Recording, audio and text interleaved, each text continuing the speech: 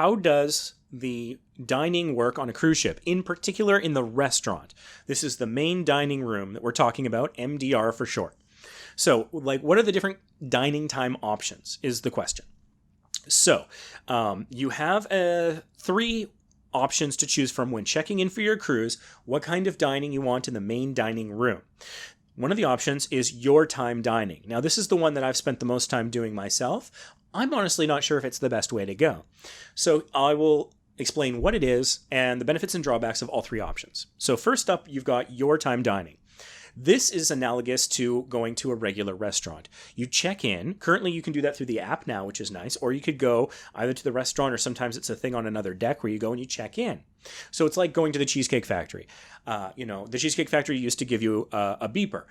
The cruise ship might give you a beeper, or you might get notified through the Carnival Hub app, depending on how you've checked in. Once that's ready, a table is assigned to your party, and you have 10 minutes to get there before they give it away. You go and you check in, and you're seated. And so this gives you a wider variety of times that you can choose. Basically, the window that is available to you, you can go in and check in at any time. So maybe you're feeling, hungry earlier one day. Maybe you're in port really late another day, and so you don't get to the restaurant until later another day. You have that flexibility, and that flexibility is nice. It also means that each time you're likely to be at a different table. Although, funnily enough, Sam and I have both been seated at table 520 twice this cruise with your time dining. That's never happened to me before, where I was in the same table twice. I guess it had to happen eventually.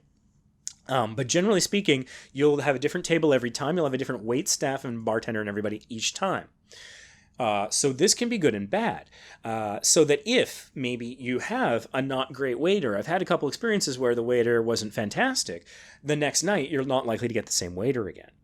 Similarly, if you choose to dine with strangers, your time dining, you'll probably get a different mix of people each time, and you can meet more people that way if that's something you're interested in doing. So that is pretty good. So the other options is early or late dining.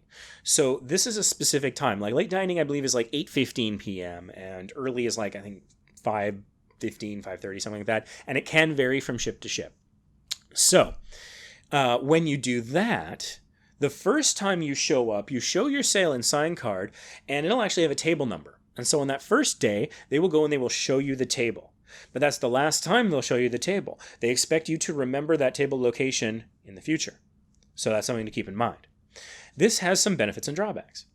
Some benefits, it means that you're having dinner at the same place and the same time every day that you choose to go to the MDR, which means that you have the same wait staff. So for example, if you have bottomless bubbles, the unlimited soda package, and maybe every time you sit down you say, hey, I'd like a Pepsi. Well, maybe after that second time, maybe you sit down and there's a Pepsi already waiting for you. That's happened to me when I had late dining and I loved it. So that was nice. If you get a waiter that you kind of click with, then that's great. You build a rapport, a relationship over time. They remember your name.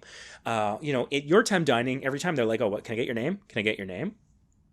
Not so much with the set dining time of either early or late. Early or late is the same experience at just a different time of day. So I'll treat them sort of the same in terms of explaining the benefits and drawbacks. But a drawback is if you have a waiter that you don't connect with. Maybe they don't provide the greatest service. Maybe their sense of humor is a little off. Something could be, a little strange. That can happen from time to time. It's pretty rare. I can think of like 2 or 3 times I've had bad experiences with waiters in 23 cruises. And because I do a lot of your time dining, it's a lot of different waiters over the years. Normally they're all fantastic, but if you get a bad one, you might need to speak to the maitre d' or something if you don't want to have that experience continue. Or you might want to eat somewhere else. It's kind of up to you how you want to manage that. So there is that risk that if you're in a section that maybe you're surrounded by screaming children and parents aren't doing anything about it, and it's really obnoxious or something, or if you're right next to the kitchen and you don't like that, maybe you got a window and that's what you want. That could be great, but if you get if it makes you all squeezy, maybe you don't want the window. So there's a certain permanency to it, and permanency has good things and bad things about it. In my experience, the majority of them are positives, but it is a risk. And so do you want to roll the dice one time for your whole cruise on your placement and staff, or do you want to roll the dice every night and get a mix? It's completely up to you and whatever works for you. But that's sort of the core of what the difference is. So what is best? It's hard to know. It's up to you ultimately. I like aspects of both. I do, when I have bottomless bubbles, I really do kind of like the set dining time, because then they get to know me, and that soda might be waiting for me when I get to the table, or shortly after I sit down without me having to say anything. They're not constantly checking my card for the sticker and stuff. That can be quite nice. When I was on the Paradise, we were sailing back to Tampa in rough seas, and so a lot of the ship was not well in terms of the guests. And I had set dining time. And so I had like a quarter of the restaurant to myself that night. The waitress sat down and had dinner with me, because she's like, "Do you want some company?" I'm like, "Yeah, sure, sit down." It was awesome. But a thing to note that's important about early and late dining is that after the first time they show you where your table is, what you need to do is then you go to the table yourself at the assigned time, 8:15 or whatever it is. So that can be a little bit of a cluster outside the restaurant right before they open the doors, because it's kind of like the shotgun blast approach. I think shotgun start is a term they use in golf, for example, when everybody's on a hole and then you just begin.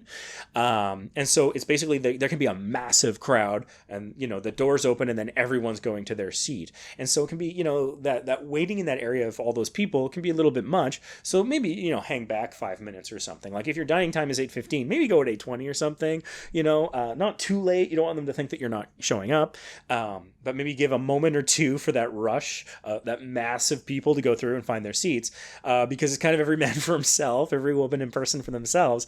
After that initial one where they guide you to the seat, but then every subsequent dinner, it's you go when the doors open. So that's just something to keep in mind, particularly about the experience maybe you want to create for yourself and the people you're traveling with. If you want sort of an experience of elegance and service, is waiting for a table, or kind of being in that gaggle of people, what's worth it to you. So ultimately, it's everyone's sort of individual choice for themselves.